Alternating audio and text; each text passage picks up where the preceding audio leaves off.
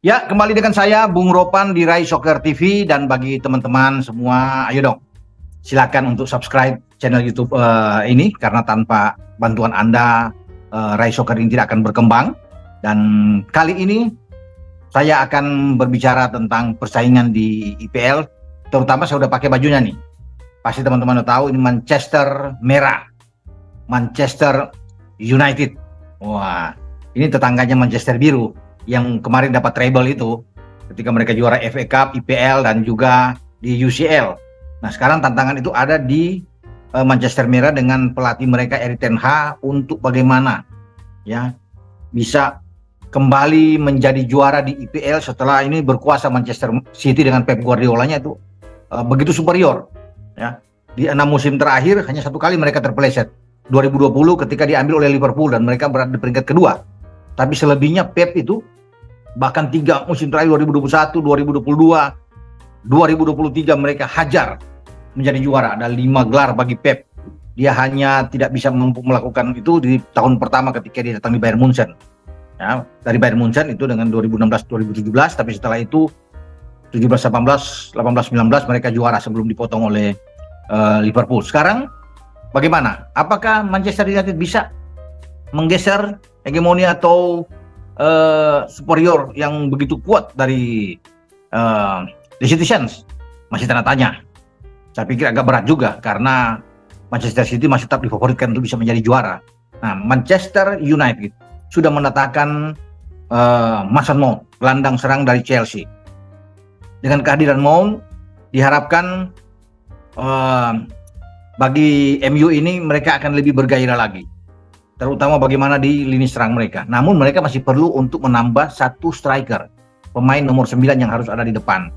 Sekarang kalau kita lihat kemarin kan ketika mereka menang melawan Arsenal aja, Sancho yang dimainkan di depan dengan 4 back, kemudian 4-2-3-1.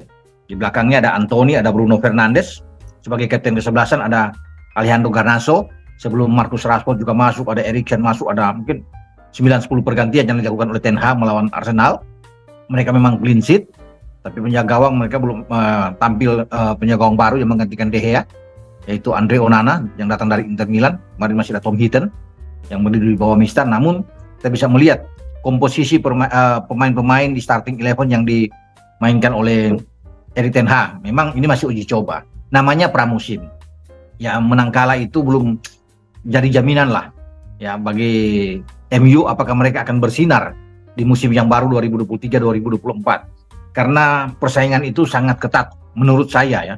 Selain ada Manchester City yang saya bilang tadi berpeluang besar untuk mempertahankan gelar juara mereka, masih ada juga Arsenal sendiri ya yang mereka kalahkan ini.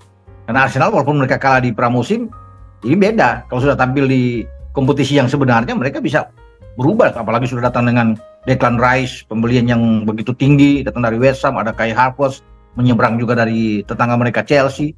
Ini kan pemain-pemain yang oke kalau bisa dikatakan ya. Jadi kita akan lihat nantinya persaingan. Ada Liverpool juga yang sudah membeli McAllister dari Brighton, ada Dominic Szoboszlai, masih ada juga yang akan datang dari, kita akan lihat nanti pergeseran pemain-pemain ini di IPL karena kan masih panjang, masih sampai 1 September untuk pergerakan bursa transfer pemain di Inggris. Nah, kembali ke MU.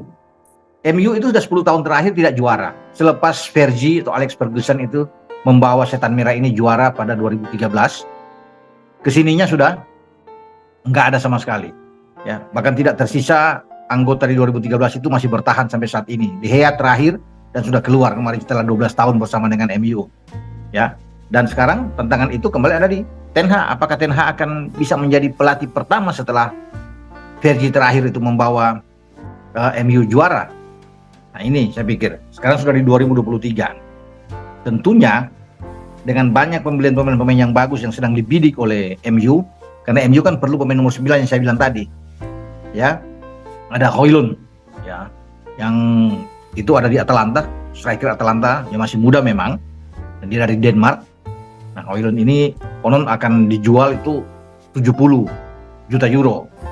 Padahal kan ini MU sudah bisa menawarkan sampai 50, tapi mau tidak mau MU akan mengambil pemain depan.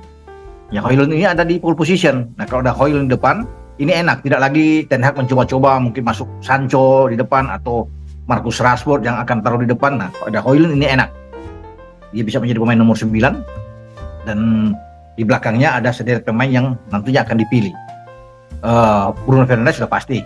Tinggal dicari-cari apakah Sancho akan ditarik ke belakang lagi memain dari flank dengan Anthony, kita akan tunggu, tapi dua di belakangnya mungkin ada Mason Mount dan bisa juga di sana ada Casemiro yang akan bermain atau Mount yang digeser lebih ke depan.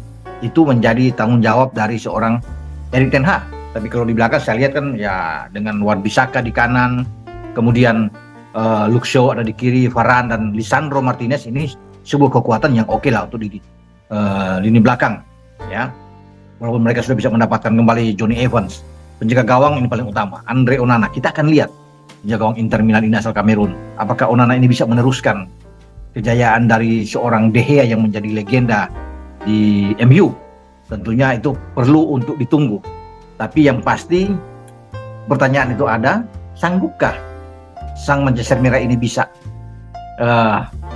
berada di atas nantinya dari Manchester Biru?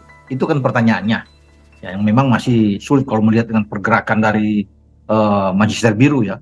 Setelah mendapatkan Matteo Kovacic dari Chelsea, wah, mereka bisa mendapatkan Joško Gvardiol dari RB Leipzig untuk taruh di belakang, mereka semakin kuat. Tidak ada pengaruh sama sekali dengan kepergian seorang Ilkay Gundogan, dan banyak yang masih mengunggulkan mereka memang di bursa untuk siapa menjadi juara. Walaupun tantangan itu datang terutama juga dari tetangga mereka dengan Manchester Merah ini. Nah, kita akan tunggu nanti secara bersama-sama apa yang akan dilakukan oleh seorang Erik ten Hag terhadap MU untuk bersinar nanti di kompetisi yang baru ya. Sudah saatnya saya pikir bagi MU untuk hitung-hitungan ya, mereka bisa ada di atas lagi, bukan lagi sekedar ada di papan 4 besar maksudnya untuk masuk di zona Champions, tapi sekarang MU harus juara, harus buktikan bahwa mereka bisa dengan seorang Erik ten Hag. Sampai di sini dengan saya Bung Ropan. Ingat, bola itu bulat, giring terus.